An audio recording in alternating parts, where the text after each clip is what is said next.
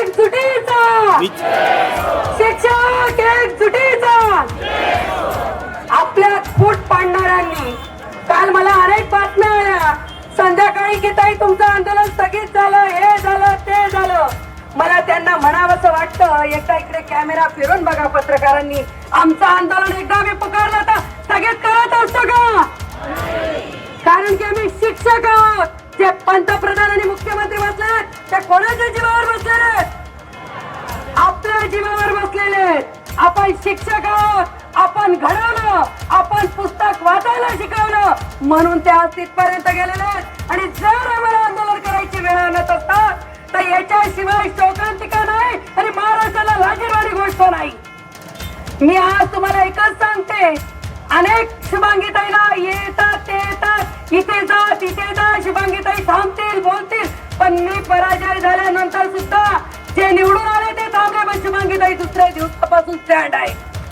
तुम्हाला सगळ्यांना माहिती आहे, समायोजनाचे शिक्षक इथे बसलेले होते, विनाअनुदानित शिक्षक होता, टीईटीचा प्रश्न असेल, हजारो आपले प्रश्न झालेले आहेत. आपल्याला शालार्थ आयडी असेल, एसआयटी असेल, यांनी चुकीचे कुठेतरी अप्रूव्ह काढले, यांनी कुठेतरी चुकीचे शालार्थ आयडी दिले आणि त्यात माझा चांगला शिक्षक भरडला गेला.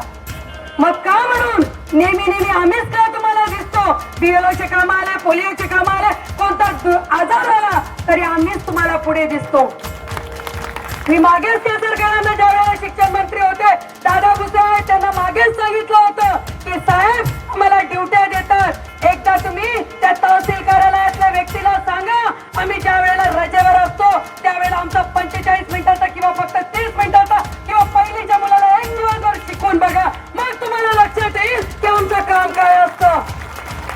त्यावेळेला मला शिक्षण मंत्री म्हटले होते, म्हणूनच शुभांगीताई तुम्हाला लोक मध्ये पाठवत नाही, कारण की तुम्ही मार्मिक प्रश्न विचारतात. साहेब मला मध्ये येण्याची गरज नाही, शुभांगीताईचं आझाद मैदान ठरलेलं आहे, कसं तुमच्याकडून घ्यायचं हे मला चांगलं समजतं. म्हणून माझ्या बरोबर सगळा महाराष्ट्रातला विनाअनुदानित शिक्षक असेल, जिल्हा परिषदचा असेल, ज्युनियरचा असेल, सिनियरचा असेल, शिक्षक माझ्या बरोबर आहे, हीच माझी ताकद आहे. म्हणून भावांनो बहिणींनो एकच सांगते की आपण माघार घ्यायची नाही.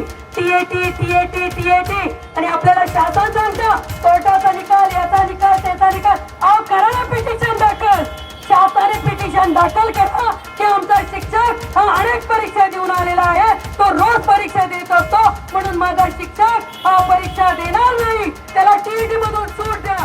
करा.